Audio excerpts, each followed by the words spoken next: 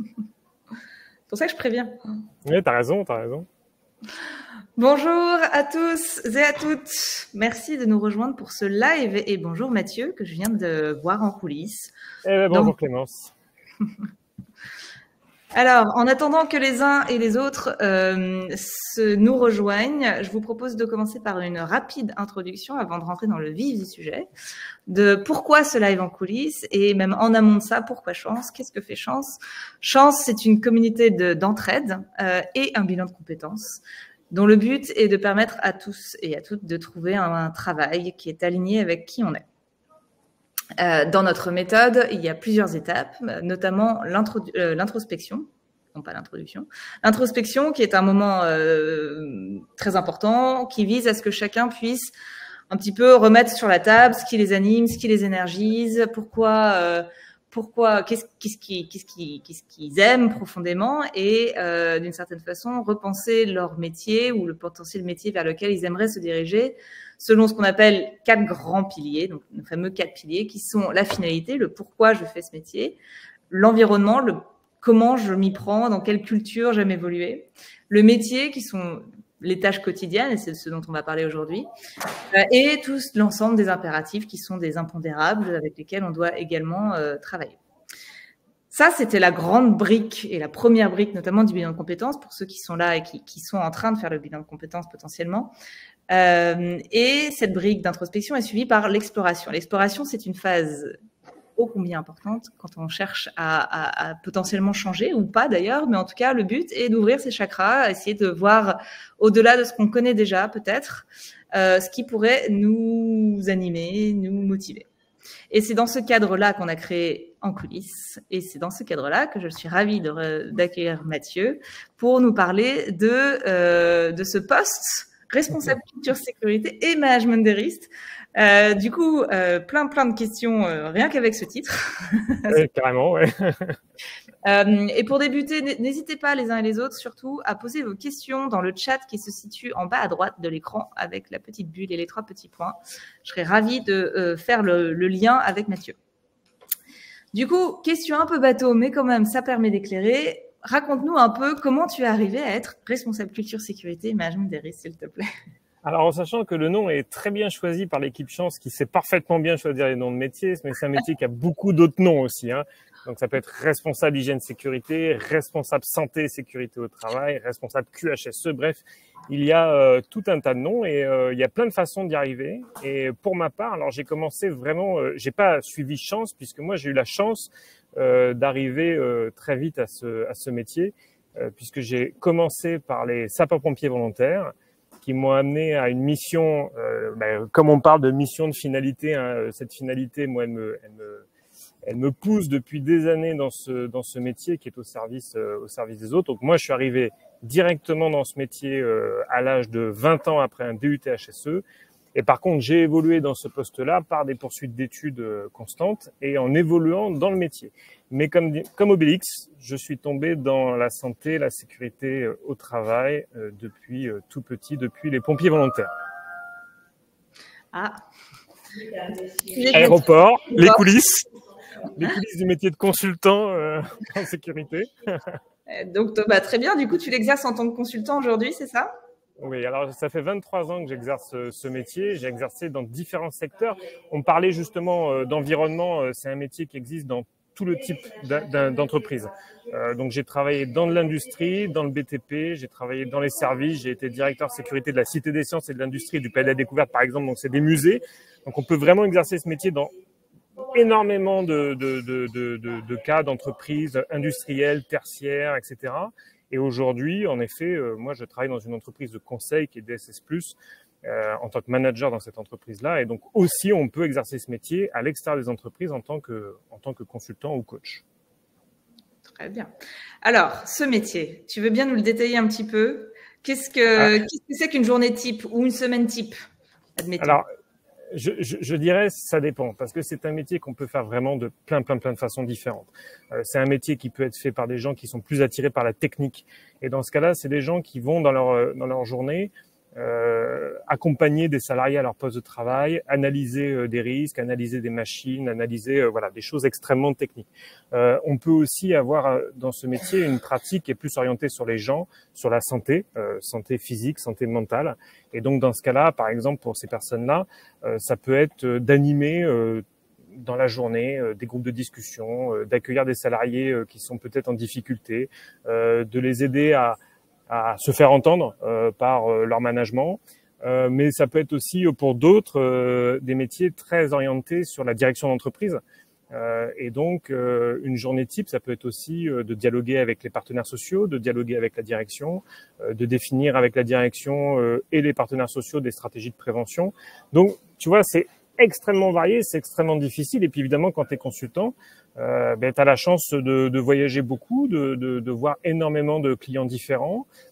Et à la fois, peut-être comme j'ai fait cette semaine, d'accompagner mes clients sur leur stratégie de prévention, et puis dans la même semaine, d'aller sur le terrain avec des gars et puis d'analyser des risques, voir où est-ce que potentiellement ça peut exploser ou pas. Et voilà. Donc c'est extrêmement varié, extrêmement riche, et c'est pour ça que je pense qu'on peut faire ce métier un métier de passion, puisque faire vraiment des choses très très très variées dans des secteurs différents. Et aujourd'hui, le fait d'être consultant te permet de faire un petit peu de intégrité physique, intégrité mentale. Enfin, c'est comme ça que je le reformule, mais ça permet du coup de faire un peu touche à tout. Alors, moi, j'aime bien être couteau suisse. Donc, moi, je fais tout. J'adore ça. Bien sûr qu'après, il y a des consultants qui pourraient... il y a des consultants qui font ce qu'on appelle du process safety management, donc plutôt de la sécurité industrielle. Bon, moi, dans mon parcours, j'aime bien faire de tout. Voilà. Donc, en effet, en tant que consultant, on peut faire absolument tout ce sur quoi on est compétent et tout ce qui est demandé par les clients. Et aujourd'hui, il faut voir que même si HSE, c'est pas connu, Clément, je sais pas si tu connaissais ce métier avant qu'on se parle aujourd'hui. J'ai un mari ingénieur, donc si. Mais je très suis pas forcément sûre que ce soit le cas de tout le monde, effectivement. Ouais, et pourtant, c'est un métier où il y a une vraie demande aujourd'hui, en tout cas pour les clients de DSS. DSS, c'est une société qui est issue de Dupont de Nemours, donc on travaille avec les clients qui sont les plus avancés. Ce sont des très très très grands groupes. Et aujourd'hui, ce sujet-là, c'est au cœur de la stratégie de beaucoup d'entreprises. D'ailleurs, je pense que chance, vous recevez des personnes qui, à un certain moment, se sont posées des questions sur leur parcours professionnel, mais aussi parce qu'ils sont tombés dans des entreprises où cette notion de culture sécurité, qui est une culture d'interdépendance, c'est-à-dire de prendre soin les uns des autres, n'était pas peut-être suffisamment avancée pour qu'ils s'y sentent bien. Et aujourd'hui, voilà, je pense que on n'est plus dans une entreprise dans un monde du travail où seules les machines comptent. Les humains comptent énormément. Et c'est ce métier-là, notamment, parmi d'autres, mais qui est crucial et stratégique aujourd'hui. On a une question intéressante de Christine qui demande, oui. Et je vais la lire parce que j'arriverai pas à la reformuler telle que. Comment arrives-tu à ne pas être vu par tes entreprises clientes comme un centre de coût avant tout ou un audit pour juste avoir fait l'audit? Oui, tout à fait. Alors moi j'ai la chance parce que DSS+, c'est vraiment une entreprise donc issue de Dupont de Nemours. Dupont de Nemours est extrêmement réputé, DSS+, et maintenant est extrêmement réputé pour ce qu'elle apporte aux entreprises, ce qu'elle apporte aux dirigeants des entreprises et à tous les collaborateurs. Donc, j'ai la chance de pas travailler pour des entreprises qui veulent juste le tampon. Et je rejoins Christine et elle a tout à fait raison. Ça peut être une difficulté parfois du métier HSE de travailler avec des gens qui veulent juste le papier pour le papier. Après, c'est une question de maturité de chacun, y compris de nous en tant que préventeurs, de savoir s'orienter, d'évaluer un petit peu les entreprises dans lesquelles on veut aller, de voir si ça correspond à nos valeurs. D'accord. Donc, c'est à choisir un peu ses clients d'une certaine façon pour éviter d'être dans ce cas de figure. Je pense qu'il faut choisir ses clients. Il faut aussi être conscient que c'est un métier où, en effet, il y a des moments où on va tomber par malchance ou voilà sur des entreprises où on va pas être perçu comme une valeur ajoutée, plutôt comme un centre de coût. C'est aussi une expérience. Je pense qu'il faut aussi passer par là, peut-être pour mieux comprendre les salariés qui aussi en souffrent. Il n'y a pas que le HSE qui peut en souffrir. Oui, bien sûr. Et tu as suivi un petit peu la voie royale dans le sens où tu savais déjà un petit peu ce que tu voulais faire. Tu as fait un DUT, tu l'as mentionné, et tu as fait toute ta carrière à divers endroits, mais in fine dans ce métier-là. Si, et c'est le cas de Christine, a priori, on veut se reconvertir dans ce métier, qu'est-ce que tu conseillerais? Est-ce qu'il y a des certifications absolument nécessaires à avoir? Qu'est-ce que tu en penses? Alors, il se trouve qu'il y a beaucoup de gens qui se reconvertissent dans ce métier et j'encadre parfois ces personnes-là. Je dirais que ce qui est très important, il y a plein de solutions. Hein. Il y a des masters aujourd'hui, il y a des formations d'alternance pour l'international. Alors, je connais un peu moins bien, mais j'ai des clients là. Ils sont pas, je sais pas s'ils nous ont rejoints, qui devaient venir et qui connaissent bien mieux les certifications internationales comme le NEBOSH, etc., qui existent. Moi, je dirais qu'il y a plein de solutions. La seule chose peut-être que j'avertirais, c'est certaines personnes parfois s'orientent dans ce métier après 4 ans d'études dans un autre domaine. Et c'est vrai qu'après 4 ans d'études, ils peuvent faire un master QHSE dans des écoles qui existent. D'ailleurs, j'ai parfois donné des cours. Mais il faut juste se méfier. Il y a vraiment beaucoup de façons de faire ce métier-là. Mais quand on arrive à un poste de direction HSE, il faut une certaine expérience et le master n'est pas une voie royale et les personnes qui font ça peuvent être déçues parfois. Je pense que c'est bien peut-être d'envisager la partie technique aussi et de ne pas vouloir aller trop vite. Mais voilà, des formations, il y en a beaucoup. C'est un métier qui est en plein essor. Il faut faire en fonction aussi de ses affinités. Ouais, il y avoir aussi des formations ergonomiques, techniques, etc. Oui, des spécificités, des spécialités. Et en essor, c'est un métier qui est beaucoup en demande. Il y a une grosse. Mes clients me demandent toujours, et même DSS+, ils me demandent toujours d'envoyer des CV, d'envoyer des gens compétents, etc. Donc c'est un métier qui est très demandé, très demandeur. Après, c'est aussi un métier où les entreprises qui embauchent sont exigeantes parce que c'est un métier stratégique. Hein. C'est vraiment un métier stratégique. Donc je pense que c'est un métier dans lequel, si on est passionné, si on a aussi, je pense, il y a vraiment énormément de types de personnalités qui peuvent faire ce métier. Il y a des gens qui sont très rigoureux et ils vont être très bons dans ce métier. Alors moi, je suis un peu moins rigoureux, donc on peut pas, il y a pas un profil type de HSE. Je pense qu'on travaille toujours en équipe pour compenser les forces et les faiblesses des uns et des autres. Mais voilà, faut se connaître et puis aller vers là où on se sent le mieux. Et est-ce que ça fait partie de ces métiers où il faut absolument le tampon de la certification ou d'un diplôme, type architecte, ou est-ce que ça va peut-être répondre à la question de Christine, c'est-à-dire si on n'a pas de diplôme spécifique, mais 20 ans d'expérience dans du process consultant, est-ce qu'il faut absolument une formation par-dessus? Non.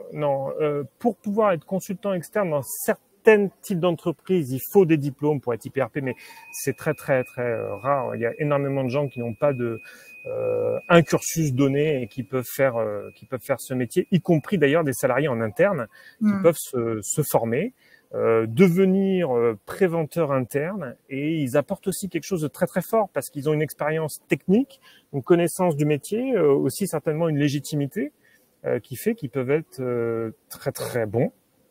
Et d'ailleurs, il y a aussi toute la partie excellence opérationnelle, management de l'amélioration continue. Toutes les personnes qui ont un background comme ça peuvent s'orienter assez facilement dans ce métier-là.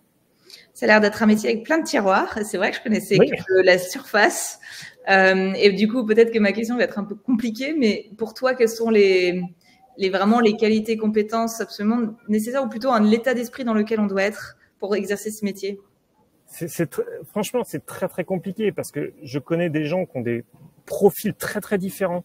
Il faut voir que dans ce métier-là, parfois, il y a des gens, ils ont besoin d'être extrêmement carrés, encore une fois. Donc, ils ont des qualités d'organisation, de technicité, d'analyse très fortes. Et puis, il y a des gens, peut-être un peu plus comme moi, qui sont plus dans le leadership, dans le coaching, et qui vont être plus souples et plus flexibles. Le truc, c'est que un service HSE, une direction HSE, s'il y a que des gens comme moi ou que des gens qui sont ultra carrés, ça marche pas. Donc, je pense que le seul point commun, c'est des valeurs. En fait, si on n'aime pas les gens et si on n'a pas envie de les écouter et de les aider, et aussi, je pense, il y a un point qui est très important, c'est faut être très humble. On ne connaît jamais mieux le métier des gens, même si on est expert, ingénieur, je sais pas quoi. Les gens, quel que soit leur poste, ils connaissent mieux leur métier que nous. Donc je pense peut-être l'humilité, c'est le plus important. Un peu comme les coachs, posture basse. D'accord, humilité. Parfait. Une autre question de Christine sur l'équilibre de vie pro, vie perso. Tu parles de voyage. Alors, peut-être que c'est pas tout le monde nécessairement, mais comment ça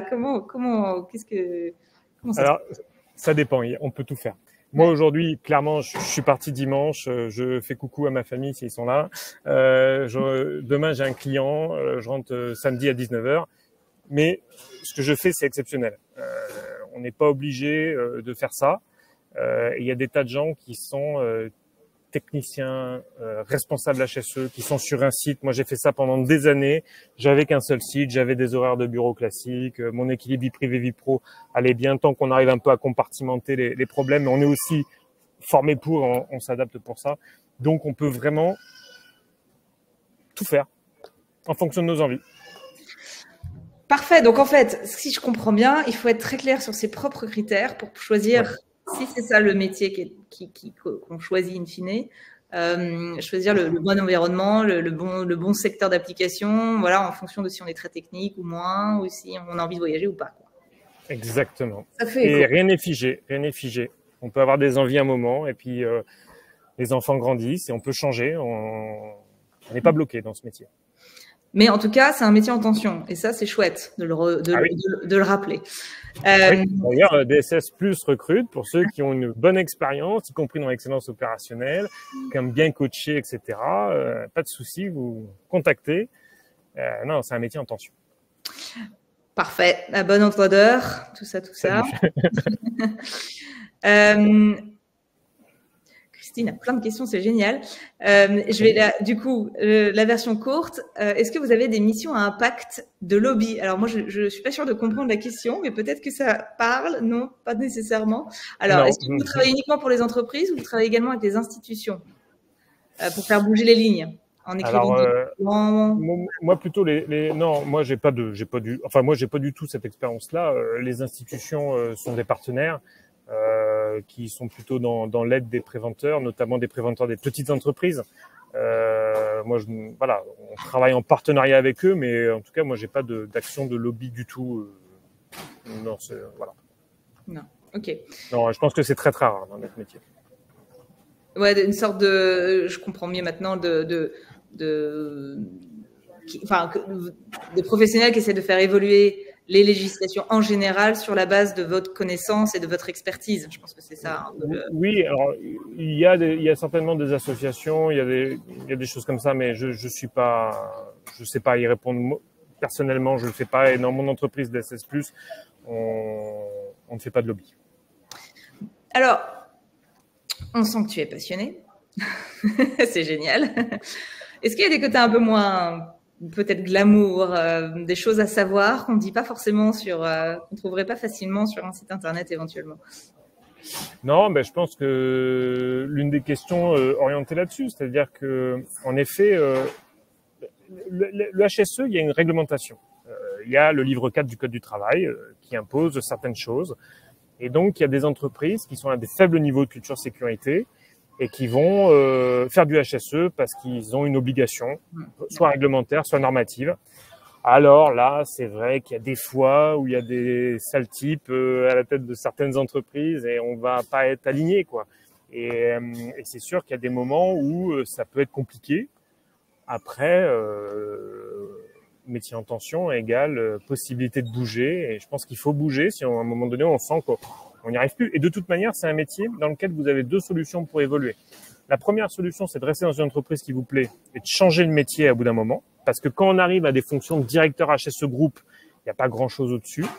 Et toutes les entreprises n'ont pas de directeur HSE groupe, hein, clairement. Il faut être un groupe déjà. Soit il faut changer d'entreprise. Voilà. Donc, moi, j'ai choisi de rester fidèle à mon métier et moins fidèle aux entreprises. Mais c'est probablement le meilleur moyen. Ou plutôt le bon choix. Est-ce que tu as déjà eu des hésitations, et peut-être que du coup tu as un petit peu déjà répondu à la question, mais au cours de tes différentes expériences, des moments où tu te dis finalement, je sais pas si je vais continuer là-dedans? Non, moi jamais. Jamais. Non, parfois. La première fois, je fais quand même pas mal de lives. La première fois que j'entends ça, jamais. Non, non, jamais. J'ai eu des fois où, un peu comme le coach, c'est-à-dire que je pense que c'est un métier où il faut toujours se remettre en question, il faut toujours douter. Donc moi, c'est vrai que j'ai fait un DUT HSE. Après, j'ai fait une formation en alternance système de management QSE, un master 1. Après, j'ai fait un master 2 ingénierie gouvernance des risques qui m'a appris d'autres choses. Après, j'ai fait un MBA à l'IAE de Paris. Et à chaque fois, il y avait un enjeu, c'est-à-dire que j'atteignais une limite dans un poste. Et puis après, j'ai fait une formation de coach sur 2 ans. Donc voilà, je pense que non, j'ai jamais douté de ce métier-là. Par contre, je doute toujours de la façon de pratiquer. D'où la formation de coach qui semble être avoir de bonnes synergies avec ton quotidien. Bah, surtout chez DSS+, puisque notre job, c'est de coacher les dirigeants sur ces sujets-là. Donc, il faut absolument avoir une forte expérience sur ce sujet. Alors, une question que parfois on n'ose pas poser, mais qui est quand même importante, le salaire. Ah, alors il se trouve que j'ai fait mes devoirs. Ah. Parce que j'ai préparé, parce que alors les gens qui font ce métier-là, généralement, anticipent. Ça, par contre, c'est une déformation professionnelle, donc j'ai assisté à un autre. Alors, je vais vous donner je vais te donner des fourchettes. En junior, actuellement, le salaire, donc un gars qui sort de l'école et qui rentre dans ce métier-là, il est a priori à 30 à 45 000 euros bruts. Ensuite, au niveau des seniors, managers HSE seniors, donc ils sont plutôt sur un site ou quelques sites. En France, je dis en France parce que évidemment, j'ai pas dans les autres pays, ça peut être très différent. De 40 à 72 000 euros par an. Et ensuite, donc ça, c'est la moyenne. Je dirais qu'après, tout dépend des directeurs HSE groupes peuvent rapidement monter à 150 000 euros en fonction de la portée de leur poste. On est quand même sur un métier où souvent, on travaille sur de l'international. Donc évidemment, plus le poste est important, plus voilà, il peut y avoir des variétés. Et dans mon poste actuel, c'est un petit peu différent puisque là, je parle de gens qui sont en mission dans les entreprises. En tant que consultant, ça dépend vraiment, mais on a un avantage, c'est que notre métier est le business de l'entreprise, donc c'est pas tout à fait sur la même échelle en termes de salaire. Et cet audit que vous avez une certaine responsabilité aussi par rapport j'imagine, au rapport que vous émettez ou vous faites. Ça doit être quelque chose d'assez stressant, enfin, comme ça, j'imagine. Je suis tout angoissé. Il n'a pas l'air, j'avoue que, mais quand même. Non. Alors ça dépend. Moi, je fais j'ai pas de mission pure d'audit. Je fais du conseil. Alors c'est sûr qu'il y a toujours une responsabilité de conseil, mais c'est toujours le client qui reste responsable. Nous, c'est surtout une responsabilité morale très forte. Dans ce métier-là, de toute manière, les préventeurs, les responsables HSE sont rarement responsables légalement. C'est toujours plutôt les dirigeants et les managers. Notre responsabilité, c'est éventuellement si on a donné des mauvais conseils et si on n'a pas fait un devoir d'alerte. Mais ça reste quand même. Faut reconnaître que le HSE, c'est quelque chose qui, en termes de responsabilité, ça concerne tout le monde. Si moi j'ai des souhaits, n'importe qui dans une entreprise doit en avoir aussi. Super. On parle souvent, enfin, c'est aussi l'enjeu des lives en coulisses, c'est-à-dire que chez Chance, on parle beaucoup du fait d'aller à la rencontre des autres et de pouvoir écouter des expériences des uns et des autres. Est-ce que toi, tu as eu des moments, des personnes clés qui t'ont beaucoup influencé dans ta carrière est-ce que tu as une anecdote à nous partager?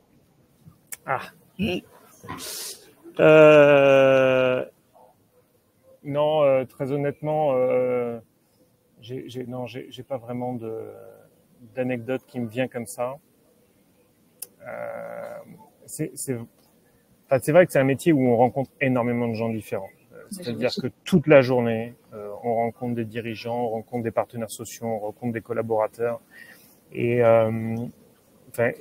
ce serait pas possible pour moi de citer juste une personne, puisque vraiment notre job, c'est d'aller à la rencontre des personnes, de les découvrir. Et donc voilà, toutes les personnes, tous les clients vont apporter quelque chose.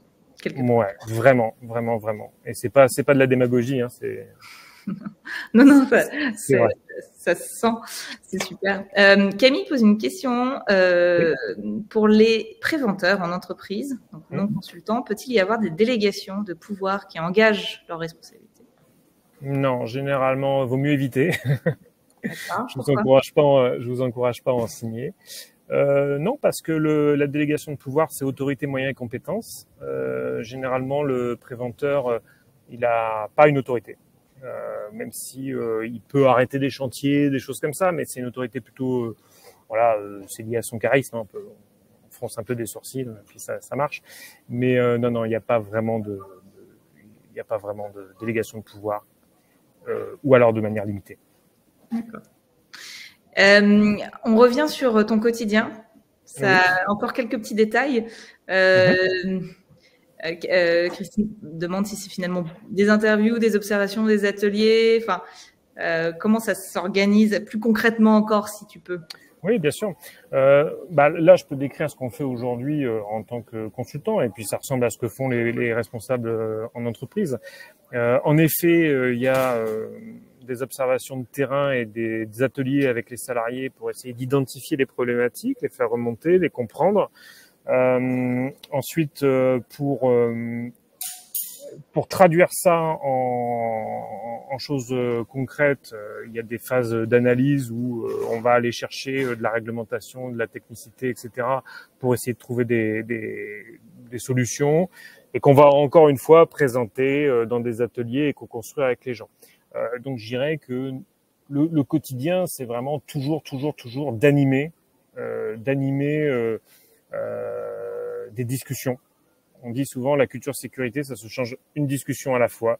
Donc ça peut être des discussions one-to-one, ça peut être des discussions en groupe, ça peut être des discussions avec des opérateurs, ça peut être des discussions beaucoup avec les dirigeants. En contact avec les gens tout le temps. En contact avec les gens tout le temps, voilà. Et sur le terrain, beaucoup. Du coup, c'est pas très différent. C'est pas moi qui l'ai dit, hein, c'est Christine. Oui. Lean management.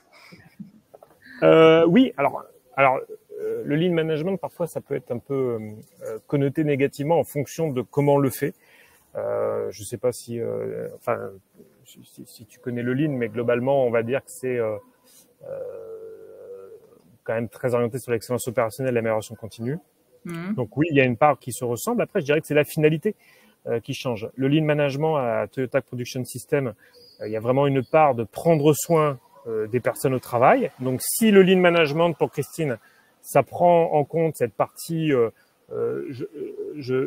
j'aide la base à faire son métier d'une manière avec plus de valeur ajoutée, mais aussi plus ergonomique, etc., et qu'on donne du temps aussi à ces opérateurs de terrain, là où la valeur ajoutée se crée, si on leur donne le temps de réfléchir à leur poste. Alors oui, c'est ça. Mais par contre, parfois, le lean management, la finalité, c'est de gagner des postes.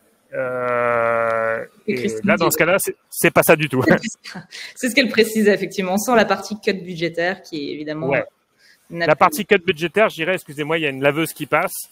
La partie cut budgétaire, nous, on doit faire avec, parce que le HSE peut pas se positionner en disant ne faites pas d'économie. Aujourd'hui, on serait trop à contre-courant pour être entendu. Par contre, on essaie d'accompagner pour les limiter, parce qu'il faut quand même que les gens qui font des coupures budgétaires ne le fassent pas qu'avec des fichiers Excel. J'ai rien contre mes amis de McKinsey, mais quand même un petit peu. Il y a le travail réel, donc on est là parfois pour le rappeler. Et puis parfois, malheureusement, on doit gérer un peu les pots cassés parce que les coupes budgétaires, ça crée des risques psychosociaux, et ça fait partie aussi de notre mission. Bien sûr. On est déjà quasiment à la fin de ce live, et en attendant que peut-être Camille pose une dernière question, oui. Quel serait ton mot de la fin? Mon mot de la fin, je dirais que si vous voulez contribuer à un monde du travail qui est meilleur pour tous, je pense que c'est un métier dans lequel on a besoin de gens.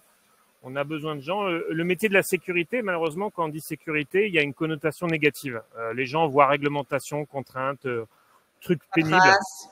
Paperasse, ça n'a rien à voir. Enfin, bien sûr que ça peut avoir avec ça, mais moi, dans mon expérience, ça n'a rien à voir. Et on a besoin de gens qui viennent d'horizons différents, viennent dans ce métier-là, qu'apportent leurs valeurs et voilà, qui renouvellent ce métier, qui contribuent à ça. Que dire de plus? Que dire de plus? Super. Eh ben, j'espère que les différents participants ont entendu le message. J'espère. Un grand merci Mathieu pour ton temps entre 2 avions et et 2 convoyeurs. C'est vraiment c'est ça. Et une laveuse qui me fonce droit dessus. Je déconne pas en plus, c'est vrai. Et rappelle-lui que tu es en management des risques. Je vais aller parler au monsieur, mais il fait très bien son boulot, il est très consciencieux. Parfait. Eh ben, très bon week-end à tous et merci pour tout encore une fois Mathieu. Merci beaucoup à toi, à bientôt. Au revoir. Au revoir.